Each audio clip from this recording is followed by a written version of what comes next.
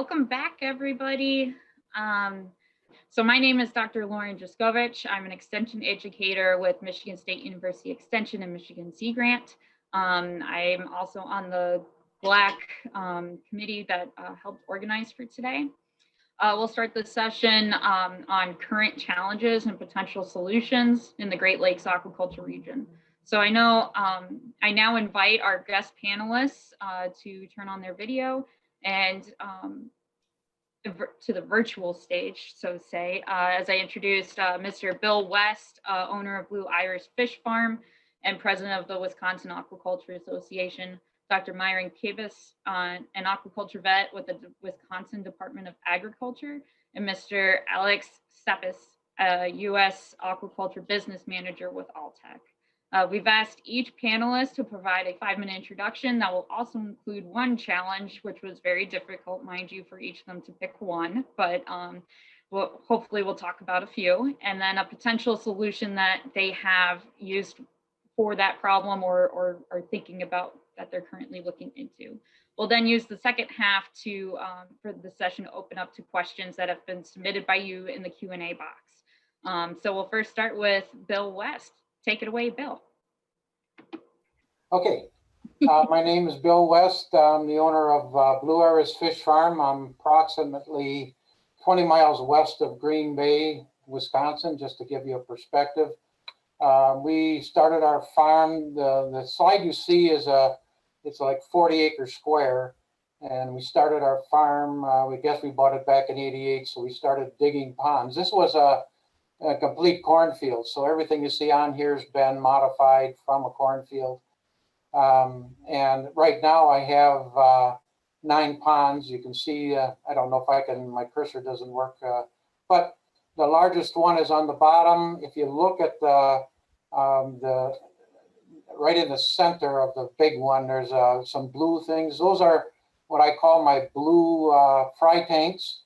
And I'll show you a bigger picture later. And then up in the northwest corner, I have a series of other ponds. I have one pond up on top there with, again, I have a number of tanks up there, which I call my grow-out tanks. And I'll show them separately too. But this was a cornfield, and now I've got, like I said, 9 ponds going. All right, I'm the president of Blue Iris Fish Farm, but I'm also right now the president of the Aquaculture Association. And I'm currently Wisconsin's industry representative to NCRAC, which is the North Central Regional Aquaculture Center. And I think I've been on the board now for 4 or 5 years of NCRAC. Principally, I do perch research in a grow-out facility. I guess anybody that runs their own farm is called a research facility, but I typically try to do research here. And I specialize in grow out of perch mostly. With respect to that, I specialize in pond-side tank culture. I started this back in '08, and all of these things that you see listed here are pretty much outshoots of what I have obtained SARE grants for. So I had a SARE grant for pond-side tank culture. The purpose there was to get rid of yellow grub and black spot, which it does.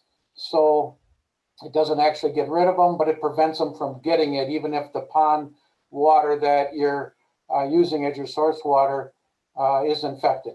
I like to dabble in value-added products. One of the ones that I did, I had a grant to do to looking at fish hydrolysate, so I did that. I had a company that made that.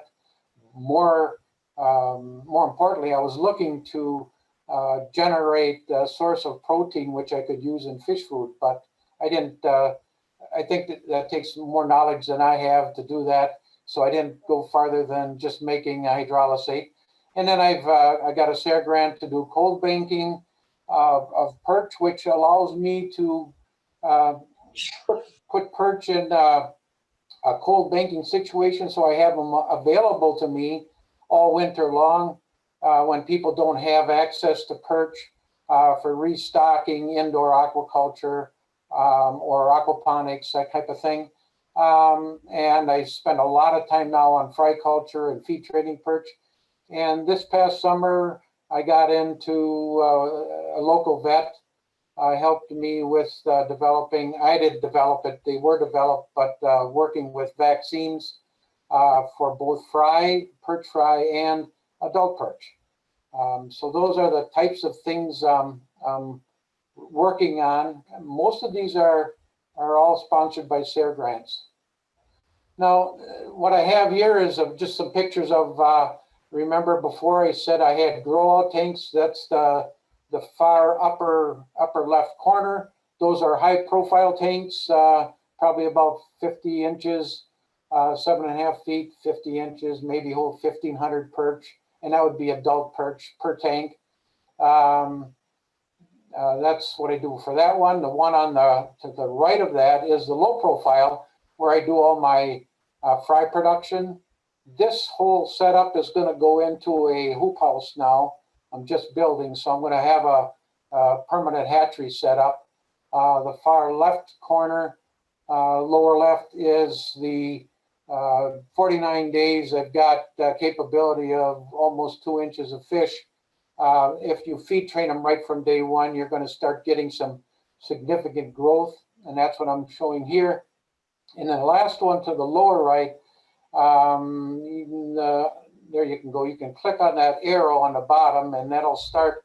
This is feed training fish, and they're about 2 inches long, but this is what it looks like when you've got success, and they're already 2 inches by almost by the middle of June. So, and that's, so if there was one thing I wanted to take away from it, my biggest focus now is to get fish health, and growing them from egg to the first 30 days, getting feed trained.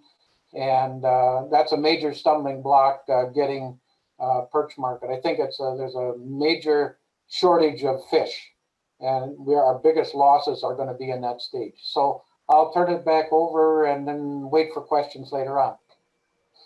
Great, thanks, Bill. Myron, you're next. Okay. So I'm Dr. Myron Kebis. I work with the Wisconsin Department of Agriculture, and we direct the fish farm program. And as a lot of you know, even in the Great Lakes, fish farm programs, some of them are in departments of agriculture, and some of them are in Department of Natural Resources. So the kind of things that we do and have for since 1997 is we've developed a national model kind of for our health program, and there's legal requirements that are associated with fish farmers in Wisconsin that are related to import permits. So we have developed the import health requirements in the import process. And this is a really big issue in the Great Lakes region because we have a broad range of varied import requirements. And that's one of the things that hinders aquaculture in this region, as it varies so much. We were the first state to develop health certificates for non-salmonid species. That was back in '99. So I kind of led that effort to figure out what should be on a fish health certificate. And within the program, there's record keeping requirements and reportable disease requirements. A lot of times fish farmers shudder when they hear reportable diseases. You have to understand that not all reportable diseases, in fact, most of them are actionable.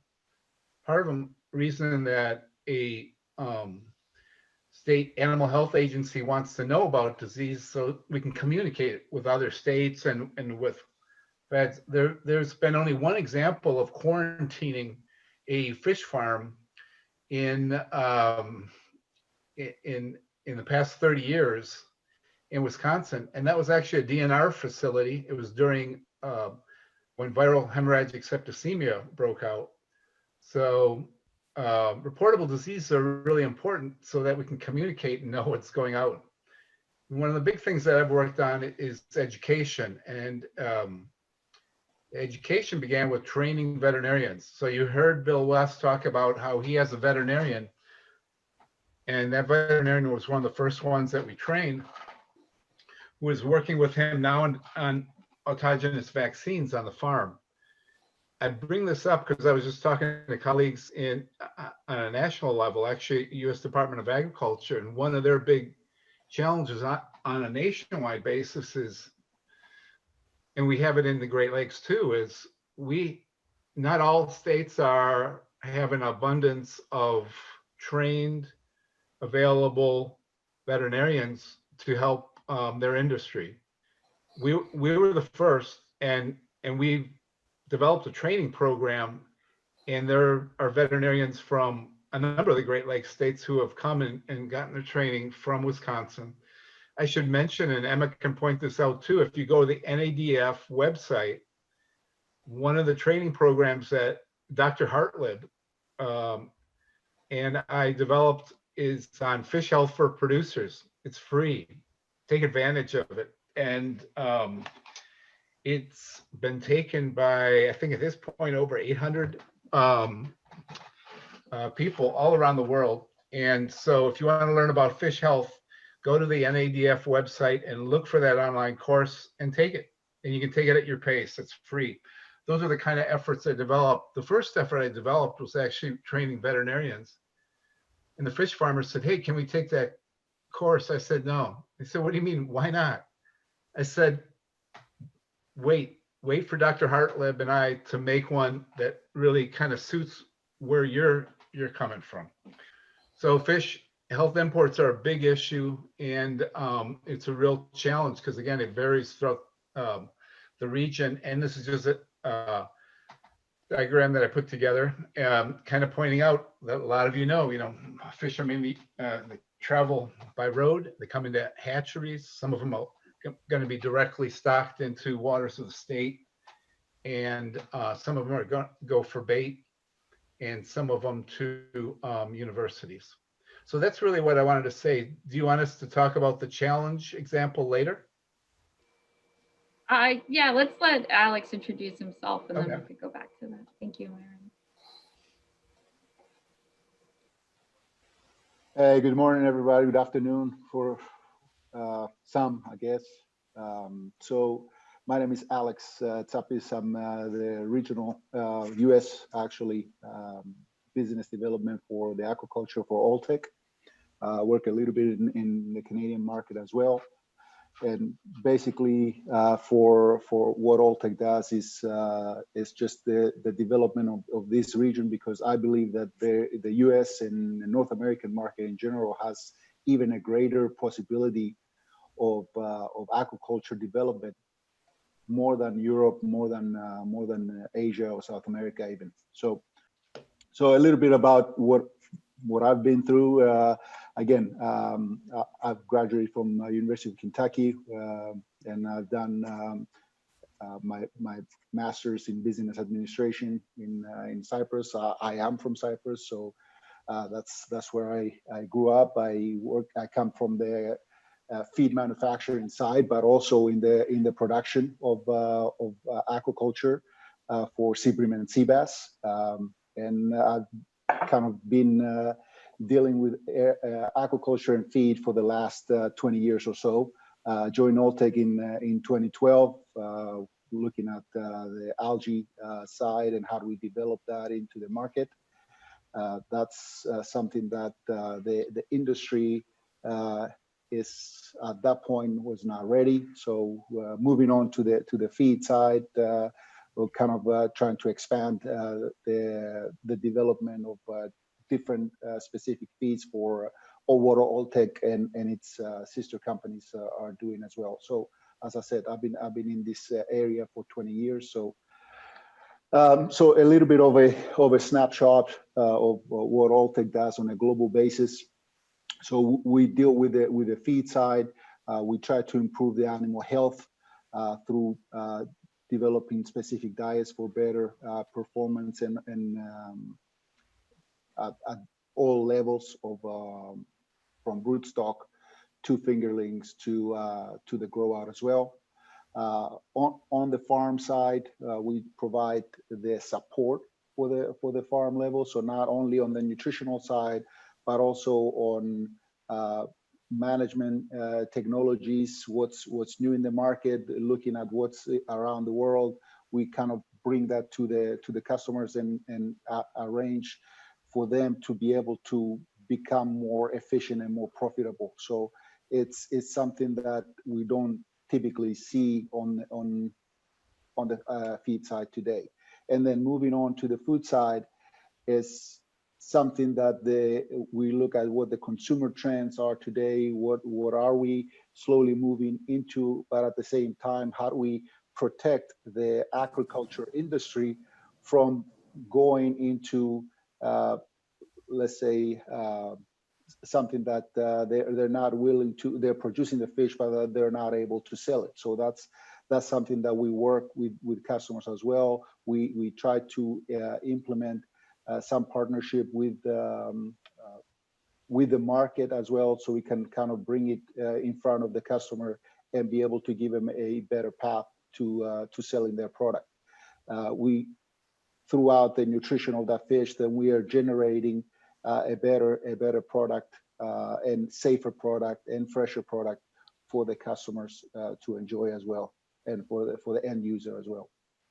I think something that we're trying to create here is like, and Lauren, I've watched a little bit of the presentations before, is like looking at, and what Bill mentioned as well on the health side, is we don't have to wait for something to happen. We can program everything preventatively throughout the life cycle of the animals, and be able to have a final end product that it's top of the line, that everybody's is looking.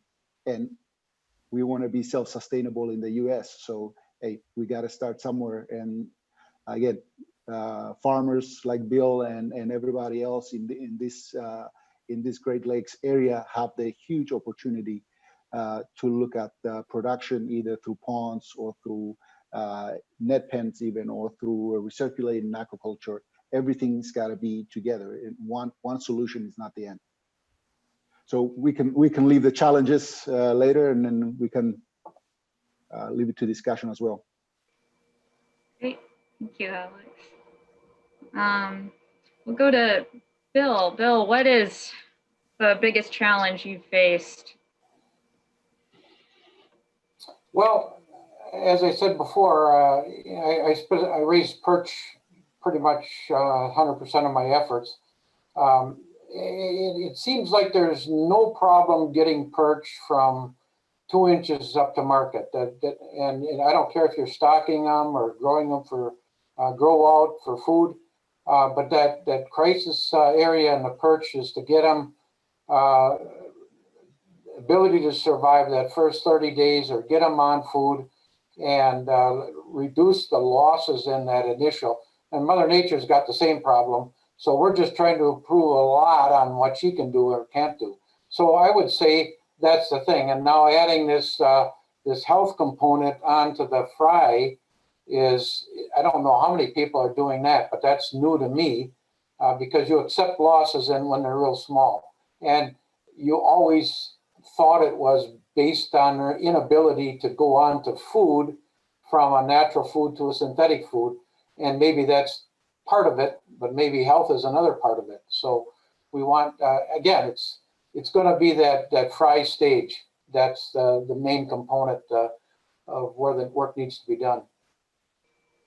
Great. And Bill, you said that you use SAYER grants to kind of help find solutions. Can you briefly describe the SAYER grant and how an interested farmer might be able to apply? Well, SAYER grants are another federal program, but I think they're more farmer friendly. And that's basically what SAYER stands for, Sustainable Ag Research and Extension. But it's meant to be for the farmer. In fact, they don't want researchers to be in on those grants. I think in North Central region, which is our 12 states, same as NCRAC, Wisconsin, up to Ohio and out to the Dakotas, That's our, and down to Missouri, Illinois, Indiana. That's our north central region. And there's about 6 different types of grants, but the Farmer Rancher grant is the one I used exclusively. And that's specifically for farmers. So if you have an idea, you just develop a proposal for it. You have to know your subject matter and you have to convince. Now you're competing with every other farmer. That means horses, cows, chicken, pigs, you name it, and grain and all of the commodities you're competing. But there aren't as many fish grants proposed, and so it's wide open. As long as you have a problem that needs solving, for a single farmer, I think you're eligible now for $9,000 a year. If you combine with another farmer for a dual project, you can double that and you can triple that if you have 3 farmers. Beyond 3 farmers, you don't get any more money, so you have that much to work with. I think it changes a little bit in the last 2 or 3 years. Just like NCRAC, the SARE grants have gotten more money put into that program from the USDA, which is incredibly, very significant for us. But bottom line is, it's farmer friendly, and they depend on you and you depend on them to solve your immediate problems. And if you're submitting, like right now, I think you're in the SARE grant, Farmer Rancher grant windows of supplying a proposal. And if you supplied the proposal and is accepted, you would probably start getting your money as early as next March. So you have to think very quickly what you can do starting already in the next year. And that's perfect timing for us fish farmers, because we would start our pre-planning and getting everything ready for the open water season, at least in Wisconsin and the northern tier. And but it's a beautiful program for us. Yeah. Great, thanks, Bill. I'll moving on to Myron. Myron, what do you think is the biggest challenge to the Great Lakes region? So I'm going to cheat. I'm going to talk about 3 challenges, but I'm going to do them really quick. One of the challenges in the Great Lakes was getting enough veterinarians and getting fish health people trained and getting farmers trained to understand the value, like Alex was mentioning and Bill was mentioning, of fish health. So that was a challenge, and it's one that we met through developing an online course for both veterinarians and a course for producers and having hands-on training. Second thing I want to talk about is, and it's a challenge for every state, is the regulatory aspects, and I call it regulatory efficiency. We've looked at our regulations, particularly after viral hemorrhagic septicemia, and looked to see where are the greatest risks, and we've been able to reduce the level of testing that's required by our producers and also other producers in the Great Lakes who are importing into Wisconsin without increasing the risk of disease. So, you're going to hear later on about discussion of the economic costs of regulations. We've looked at that challenge and we've figured out ways to really economize on it. And the last one that I'll hit on real quickly is on taking fish farmers to the next level. There's a regulatory aspect and there's a production aspect. I talked about it a little bit in the last group. We're still losing too many fish. We still have too high of acceptable mortality. And there's a lot of gain and a lot of economic gain to be gained by figuring out how to keep fish alive, allowing them to grow. And so that's a challenge. And I've been working with farms, and we've had some great successes in terms of applying veterinary principles, nutritional principles, management principles, and figuring out. And when you figure things out on some of these farms, it saves tremendous amount of money. In many cases, allows them to stay in business. So those are my challenges. Great, thanks, Myron. Also, we had a question. According to your field experience, which one do you believe are currently the top priorities for farm fish health and infectious pathogens issues in the Midwest? It's a broad question. Depends on the species. If we're talking about trout, we've got one set. We're talking about tilapia. if I understand the question right, so each one of the sectors has different issues. Bait fish have their own issues. I think we should do a whole workshop like this or a half day just on fish and how to keep fish healthy. And then we can really kind of get into it. We could talk about, issues to, I do a lot on presenting on cases, and I've presented these nationally and regionally on disease cases. And I've got one whole one on perch, tilapia, bait fish. So a lot of different things, not one thing.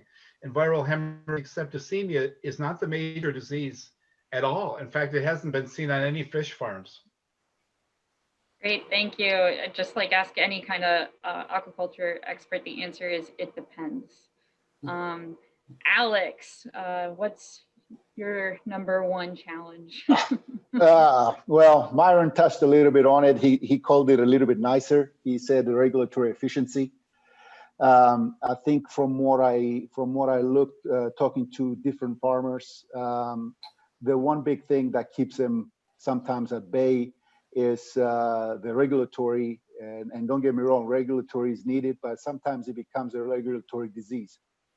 So we over-regulate things because we don't understand something, and we try to kind of put everybody in the same umbrella, and then we just preventing the private industry to be successful in what they do, and that's growing fish for the U.S. market. And that's what I think we need to work around it, because I've seen it in firsthand when I was working with the Norwegian market, and they realized there that the salmonid industry is one of their, it was the first market after oil and gas in export. So they wanted to help the industry. And by doing that, they didn't overregulate it, but they worked together, industry, government, educational facilities, and everybody together, consumers the same way. They put together an education center, which is located, and that's where we participated with as well, is located in the center of Bergen on the port. And then a lot of education to consumers, a lot of market products were brought there. It didn't matter if it was aquaculture, it didn't matter if it was wild catch, everything was there. It was considered to be in the same location. Nobody's fighting against each other. Hey, we are wild caught, or we are aquaculture. Again, without aquaculture, we don't have everything else. Either we like it or not. Aquaculture is growing the market within the U.S. It's also providing fish for stocking, either ponds or rivers or estuaries. Everything is based on how do we grow it. Hatcheries, those are the ones that become the success on the Fish and Wildlife or state hatcheries and federal hatcheries as well. So again, if we regulate the private industry but we don't regulate the state and federal side, then we have a disconnect there. So again, like Bill, there's hundreds of people that are putting their money today and their hard work to be able to create something better, and I've seen them throughout. We can talk about the farmers, and they don't do things right. The farmers that I see every day are the greatest stewards of the environment today, because they don't want to damage their environment that they're growing their fish.